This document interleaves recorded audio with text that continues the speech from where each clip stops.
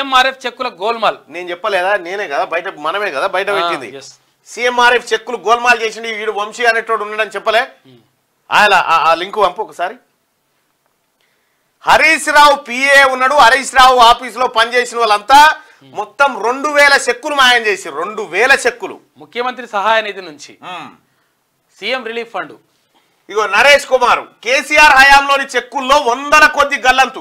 ఇంటి పేరు పొడి అక్షరాలతో లబ్ధిదారులకు చెక్కులు. నేను చెప్పినా కదా రేగుల పార్టీ అని ఉంటే 6 అని రాస్తాడు. ఇక 6 ఉన్నాడు కూడా తీసుకుంటాడు. ఇక పట్టుకోసారు 6 ఉన్నోడిని. వెంకటేష్ అని ఉంటే ఏం వెంకటేష్ అంటే వగలపూడి అని ఉంది అనుకో, వి వెంకటేష్ అని పెడతాడు. ఇక వి వెంకటేశ్వరులు మస్తుకుంటారు వాళ్ళ పేరు మీద బ్యాంక్ అకౌంట్ ఉంది. ఈ బ్యాంక్ అకౌంట్ లకి డ్రా చేసుకొని హరీష్ రావుకు సంబంధం లేదంటారు. నీకు సంబంధం లేకుంటే ఎట్లుంటది?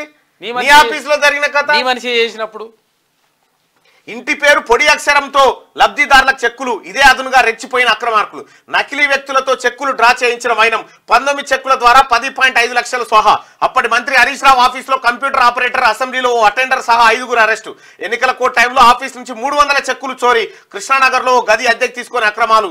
ఎన్నికల ఫలితాలు వచ్చాక మిగతా చెక్కుల కాల్చివేత అంటూ ఇగో ఈ ముఠ గోదావరి కని ముఠ. ఇగో మొన్న మనమే పోలీసు వాళ్ళకి అప్పచెప్పినాం. దీని మీద ఎంక్వైరీ చేయమని పోలీసులు కూడా సమగ్రంగా ఎంక్వైరీ చేసిరు.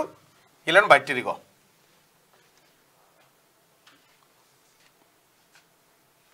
ఇది ఇగో ఇదే ఇగో ఈయన పేరేందో కృష్ణ.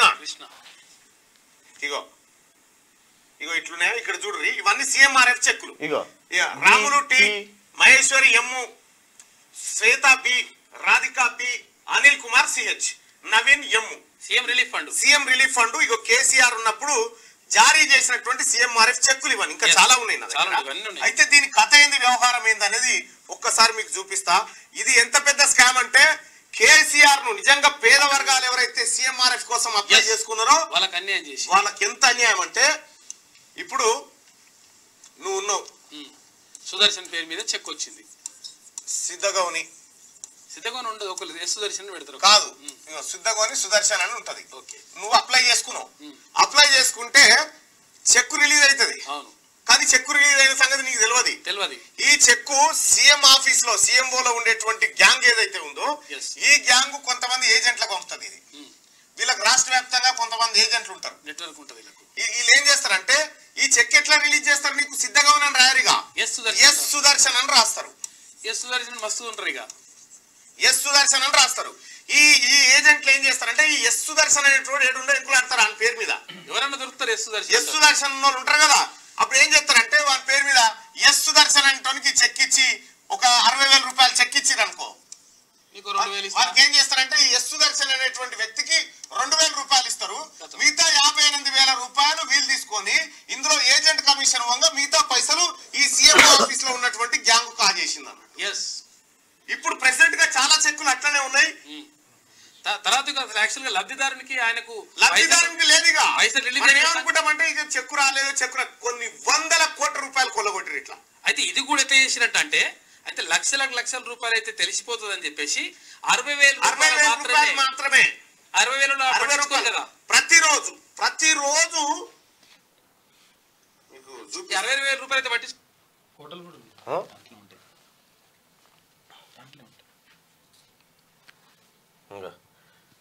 హరీష్ రావు పిఏ.